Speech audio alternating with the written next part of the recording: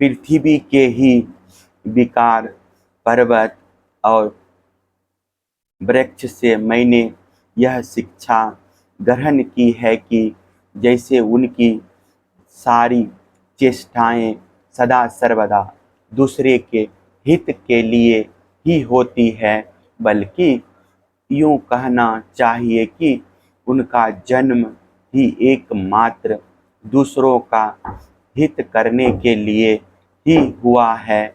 साधु पुरुष को चाहिए कि उनकी शिष्यता स्वीकार करके उनसे परोपकारी की शिक्षा ग्रहण करे। मैंने शरीर के भीतर रहने वाले वायु, प्राण वायु से यह शिक्षा ग्रहण की है कि जैसे वह आहार मात्र की इच्छा रखता है और उसकी प्राप्ति से ही संतुष्ट हो जाता है, वैसे ही साधकों को भी चाहिए कि जितने से जीवन निर्वाह हो जाए उतना भोजन कर ले। इंद्रियों को तृप्त करने के लिए बहुत से विषय ना चाहे, संक्षेप में उतने ही विषयों का उपयोग करना चाहिए जिनसे बुद्धि विकृत ना हो, मन चंचल ना हो और वाणी व्यर्थ की बातों में ना लग जाए। शरीर के बाहर रहने वाले वायु से मैंने यह सीखा है कि जैसे वायु को अनेक स्थानों में जाना पड़ता है, परंतु वह कहीं भी आसक्त नहीं होता, किसी का भी गुण दोष नहीं अपनाता, वैसे ही साधक पुरुष भी आवश्यकता होने पर विभिन्न प्रकार के धर्म और स्वभाव वाले विषयों में जाए, परंतु अपने लक्ष्य पर स्थिर रहे, किसी के गुण या दोष की ओर झुक ना जाए, किसी से आसक्ति या द्वेष ना कर बैठे। गंध वायु का गुण नहीं, पृथ्वी का गुण है, परंतु वायु को गंध का वहन करना पड़ता है। ऐसा करने पर भी वायु शुद्ध ही रहता है, गंध से उसका संपर्क नहीं होता।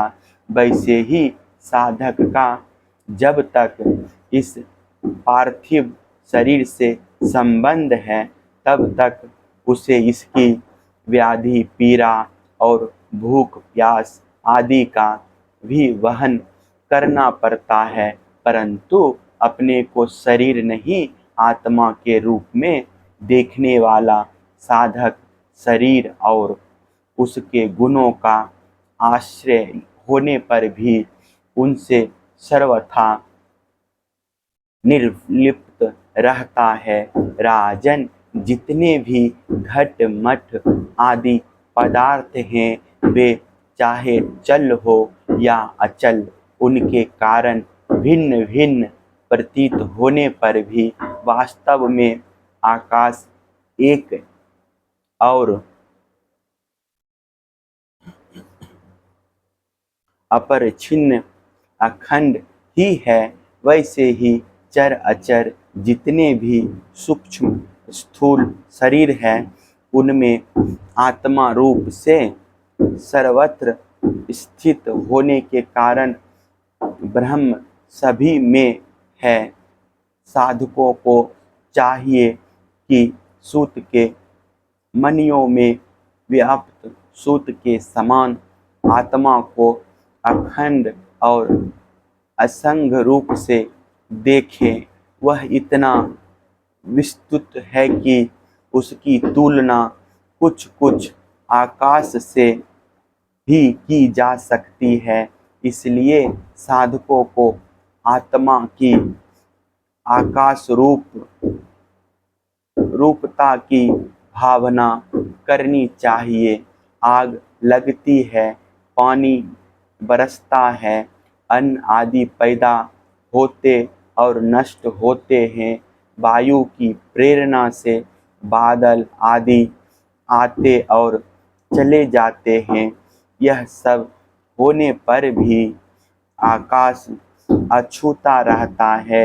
आकाश की दृष्टि से यह सब कुछ है ही नहीं। इसी प्रकार भूत, वर्तमान और भविष्य के चक्र में ना जाने किन किन नाम रूपों की सृष्टि और प्रलय होते हैं, परंतु आत्मा के साथ उनका कोई संस्पर्श नहीं है। जिस प्रकार जल स्वभाव से ही स्वच्छ, चिकना, मधुर और पवित्र करने वाला होता है, तथा गंगा आदि तीर्थ के दर्शन, स्पर्श और नामोच्चारण से भी लोग पवित्र हो जाते हैं, वैसे ही साधकों को भी स्वभाव से ही शुद्ध, स्निग्ध, मधुरभाषी और लोक पावन होना चाहिए। जल से शिक्षा ग्रहण करने वाला अपने दर्शन, स्पर्श और नामोच्चारण से लोगों को पवित्र कर देता है। राजन, मैंने अग्नि से यह शिक्षा ली है कि जैसे वह तेजस्वी और ज्योतिर्मय होती है, जैसे उसे कोई अपने तेज से दबा नहीं सकता, जैसे उसके पास संग्रह परिग्रह के लिए कोई पात्र नहीं, सब कुछ अपने पेट में रख लेती है, और जैसे सब कुछ खा पी लेने पर भी विभिन्न वस्तुओं के दोषों से वह लिप्त नहीं होती, वैसे ही साधक भी परम तेजस्वी तपस्या से द्वितीय प्रियमान इंद्रियों से अपराभूत भोजन मात्र का संग्रही और यथा योग्य सभी विषयों का उपभोग करता हुआ भी अपने मन और इंद्रियों को बस में रखे, किसी का दोष अपने में न आने दे। जैसे अग्नि कहीं लकड़ी आदि में आ प्रगट रहती है और कहीं प्रगट, वैसे ही साधक भी कहीं गुप्त रहे और कहीं प्रगट हो जाए। वह कहीं कहीं ऐसे रूपों में भी प्रगट हो जाता है जिससे कल्याणकामी पुरुष उसकी उपासना कर सके। वह अग्नि के समान ही भिक्षारूप हवन करने वालों के अतीत और भावी अशुभ को भस्म कर देता है तथा सर्वत्र अन्न ग्रहण करता है। साधक पुरुष को इसका विचार करना चाहिए कि जैसे अग्नि लंबी, चौड़ी, टेढ़ी, सीधी लकड़ियों में रहकर उनके समान ही सीधी, टेढ़ी या लंबी चौड़ी दिखाई पड़ती है, वास्तव में वह वैसी है नहीं। वैसे ही सर्वव्यापक आत्मा भी अपनी माया से रचे हुए कार्य कारण रूप जगत में व्याप्त होने के कारण उन वस्तुओं के नाम रूप से कोई संबंध ना होने पर भी उनके रूप में प्रतीत होने लगता है। मैंने चंद्रमा से यह शिक्षा ग्रहण की है कि यद्यपि जिसकी गति नहीं जानी जा सकती। उस काल के प्रभाव से